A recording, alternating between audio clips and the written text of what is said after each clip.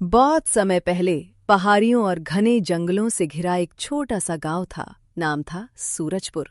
दिन में ये गांव शांत और खूबसूरत लगता, लेकिन जैसे ही सूरज ढलता,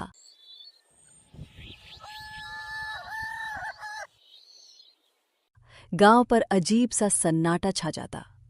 गांव के बाहर एक टूटी फूटी पुरानी हवेली थी, जिसे लोग काली हवेली कहते थे। वहां कोई जाने की हिम्मत नहीं करता था, क्योंकि माना जाता था कि हवेली में एक श्राप है। काली हवेली। उस हवेली में रात को जाने वाला कभी वापस नहीं लौटा। मैंने अपने कानों से सुना है, आधी रात को वहां से किसी औरत की रोने की आवाज आती है। बच्चों को हमेशा समझाओ कि शाम ढलते ही उस ओर मत जाना। वहां सिर्फ मौत और बर्बादी है। इसी गांव में रहता था एक साहसी युवक। नाम था अरुण।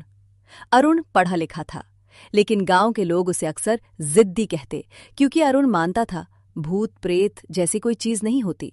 वो हर डर को अंधविश्वास मानता था। लोग डरते रहे हवेली से, लेकिन मैं एक दिन वहां जरूर जाऊंगा। देखूंगा आखिर सच्चाई क्या है। अरुण बेटा, तू बार बार हवेली की बातें क्यों करता है? लोग यूं ही नहीं डरते। कुछ तो राज है उस जगह में। अरे माँ, ये सब लोगों की बनाई हुई कहानियां हैं। अगर वहां कुछ होता तो अब तक पुलिस या सरकार ने कुछ किया होता। बेटा, तू पढ़ा लिखा है, लेकिन अनुभव किताबों से नहीं आता। मत भूल, कुछ जगहों पर इंसानों का वश नहीं चलता।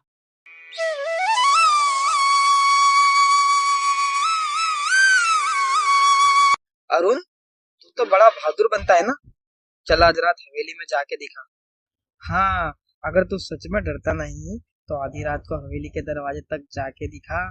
ठीक है, आज रात मैं जाऊंगा काली हवेली और सच सबके सामने लाऊंगा। दोस्तों को लगा अरुण मजाक कर रहा है, लेकिन उसके चेहरे की गंभीरता देख सबको यकीन हो गया कि अरुण सच में ये करने वाला है। आधी रात को अरुण हाथ में लालटेन लेकर हवेली की ओर निकल पड़ा।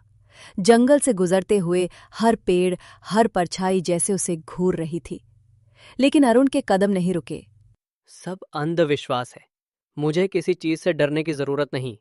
वहां सामने थी काली हवेली, सदियों से वीरान खड़ी, लेकिन उसकी दीवारों से जैसे कोई सिसकियां सुनाई दे रही थी। बस यही है वो हवेली। आज मैं सच्चाई सबके सामने लाऊंगा। और तभी हवेली के भीतर से आई किसी औरत की धीमी रोने की आवाज।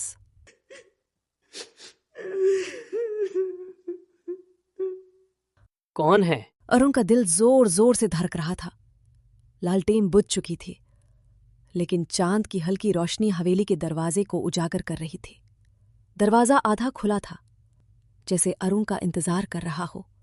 मैं डरने नहीं आया, बस सच जानने आया हूं। हवेली का अंदरूनी हिस्सा मानो सदियों से वीरान पड़ा था। दीवारों पर पड़ी दरारें, टूटी खिड़कियां और हर कोने में फैली गहरी नमी। लेकिन सबसे अजीब था एक हल्की सी खुशबू, जैसे किसी औरत ने अभी अभी फूलों का इत्र लगाया हो। ये कैसी खुशबू है? अगर जगह इतनी पुरानी है तो यहाँ ताजगी का एहसास क्यों है? ये क्या? यहाँ कोई और भी है? उसने मुड़कर देखा, लेकिन वहां कोई नहीं था, सिर्फ टूटी खिड़की से आती चांदनी और सरसराती हुई हवा। कौन है वहां? सामने आओ, मैं मदद करने आया हूं। लेकिन जवाब में हवेली की दीवारें ही कराह उठी। दीवार पर एक बड़ा सा चित्र टंगा था, जिसमें एक खूबसूरत राजकुमारी दिखाई दे रही थी। लेकिन उस चित्र की आंखें जैसे जिंदा हों, वो अरुण को घूर रही थी। ये कौन है? क्या यही हवेली की मालकिन थी? ये कैसे हो सकता है? गलियारे के अंत में एक विशाल दरवाजा था। उस पर लोहे की जंजीरें जमी हुई थीं। लेकिन अजीब बात ये थी, जंजीरें अंदर से टूटी हुई थीं, जैसे कोई भीतर से बाहर निकला हो। मुझे अंदर जाना होगा, यही राज छुपा है। अरुण की सांस रुक गई। सामने खड़ी थी एक औरत की परछाई। उसका चेहरा घूंघट से ढका हुआ था, लेकिन उसके हाथों से खून टपक रहा था। मुझे बचा लो, मुझे मुक्त करो। तो तुम कौन हो? ये हवेली क्यों श्रापित है? अरुण समझ चुका था कि हवेली का राज किसी औरत से जुड़ा है, लेकिन वो औरत कौन थी और क्या चाहती थी, उसके मन में सवाल बढ़ते जा रहे थे। अरुण नीचे उतरा और उसके सामने था एक गुप्त तहखाना। दीवारों पर खून से लिखे शब्द दिखाई दे रहे थे। धोखा, श्राप, बदला। हे भगवान, यहाँ क्या हुआ था? मुझे बाहर निकालो, अरुण। कौन हो तुम? मेरा नाम तुम्हें कैसे पता? अरुण की रीढ़ में सिहरन दौड़ गई। जिस रहस्य को वो खोजने आया था, अब वही रहस्य उसे अपनी गिरफ्त में ले रहा था। अरुण के पांव मानो जमीन से चिपक गए थे।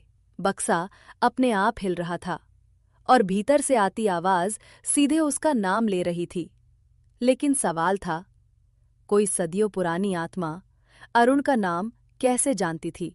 अरुण, मुझे मुक्त करो, नहीं तो देर हो जाएगी। बक्सा खुलते ही एक ठंडी हवा पूरे तहखाने में फैल गई और उसमें से निकली एक कंकाल जैसी आकृति, जिसके ऊपर आधी आधी त्वचा जमी थी।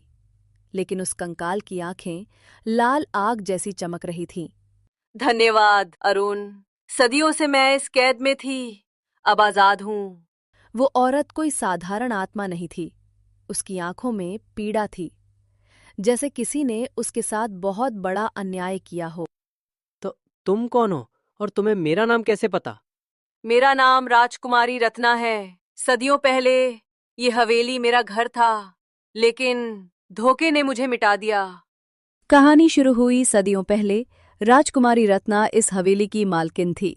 उसकी सुंदरता और भलाई की चर्चा दूर दूर तक थी, लेकिन लालच और विश्वासघात ने सब कुछ तबाह कर दिया। मुझे अपने ही सेनापति ने धोखा दिया। उसने मेरी हत्या की और मुझे इस हवेली में कैद कर दिया। मरने से पहले मैंने उससे बदला लेने की कसम खाई। मरने के बाद मेरी आत्मा इस हवेली में भटकती रही। मैंने कसम खाई थी, जब तक धोखेबाज की वंश परंपरा खत्म नहीं होती, मैं इस हवेली में बंद रहूंगी। मतलब ये हवेली इसलिए श्रापित? हाँ, और ये शाप सिर्फ तब खत्म होगा जब कोई मेरे दर्द को समझे और मेरी आत्मा को शांति दे। लेकिन तभी रत्ना की आत्मा ने अरुण की आंखों में कुछ पहचाना। उसकी आंखें लाल हो गईं और आवाज गूंज उठी, तुम उसी धोखेबाज की औलाद हो। नहीं, मैं तो गांव का एक साधारण लड़का हूँ। झूठ! तुम्हारे खून में वही गुनाह बह रहा है। तुम्हारे पूर्वजों ने ही मुझे मारा था और अब तुम आए हो मुझे दोबारा धोखा देने। नहीं, मैं किसी को धोखा नहीं दूंगा। मैं सच्चाई जानना चाहता हूँ और तुम्हें मुक्त करना चाहता हूँ। तो साबित करो। अगर तुम सच में निर्दोष हो तो वो काम करो जो कोई और नहीं कर पाया। रत्ना ने हवेली की दीवार पर खून से एक वाक्य लिखा, काला दीपक जलाओ। वो दीपक सदियों से हवेली के अंधेरे तहखाने में छुपा था। कहते हैं जो उसे जलाता है वो या तो खुद नष्ट हो जाता है या आत्माओं को मुक्ति देता है। अरुण, अगर तुम सच में निर्दोष हो तो जाकर उस दीपक को जलाओ। लेकिन याद रखना, अगर तुम्हारा खून गुनाह से भरा है तो वही दीपक तुम्हें जलाकर राख कर देगा। ठीक है, मैं करूंगा। अगर यही सच है तो आज रात सब साफ हो जाएगा। अरुण हर कदम सोच समझ कर बढ़ा रहा था। उसका दिल कह रहा था ये मौत का रास्ता है, लेकिन उसका साहस कह रहा था सच्चाई तक पहुंचना जरूरी है। आखिरकार अरुण के सामने था काला दीपक। उसकी लौ बुझी हुई थी, लेकिन लगता था जैसे वो जलने के इंतजार में हो। यही है वो दीपक जिस पर पूरा श्राप टिका है। दीपक जलते ही हवेली में छुपी सारी आत्माएं जाग गईं। उनकी चीखें आसमान तक गूंज उठीं, मानो सदियों का दर्द बाहर निकल रहा हो। धोखा, खून, मुक्ति दो, मुक्ति दो। दीपक जलते ही हवेली की नींव हिल गई। सदियों से दबे दर्द और चीखें एक साथ बाहर निकलने लगी। अरुण ने महसूस किया मानो हवेली खुद उसे निगलना चाहती हो। अरुण, अगर तेरे खून में गुनाह है तो ये दीपक तुझे जलाकर राख कर देगा, लेकिन अगर तू सच में निर्दोष है तो तू ही इस हवेली को मुक्ति देगा। मैं निर्दोष हूँ। मेरे पूर्वजों ने अगर गुनाह किया भी था तो मैं उनकी परंपरा को नहीं दोहराऊंगा। मैं बुराई के बजाय सच और इंसाफ का साथ दूंगा। सैकड़ों आत्माएं अरुण पर टूट पड़ी। उनकी चीखें कान फाड़ रही थीं। उनकी छाया अरुण के शरीर को जकड़ रही थी, लेकिन अरुण ने दीपक को कसकर पकड़ रखा था। नहीं, आज किसी का खून नहीं बहेगा। तुम्हें शांति मिलेगी और ये श्राप यही खत्म होगा। अरुण ने समझ लिया था ये दीपक सिर्फ बलिदान से जल सकता है। उसने अपने हाथ पर चोट की और अपना खून दीपक में डाल दिया।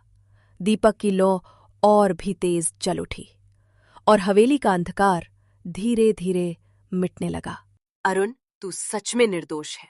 तेरे बलिदान ने मेरी आत्मा को शांति दी है। काली हवेली की सदियों पुरानी बेड़ियां टूट चुकी थीं। रत्ना की आत्मा धीरे धीरे सफेद प्रकाश में बदल गई और आसमान की ओर चली गई। हवेली का अंधेरा थट चुका था। धन्यवाद अरुण, तूने मुझे मुक्त कर दिया।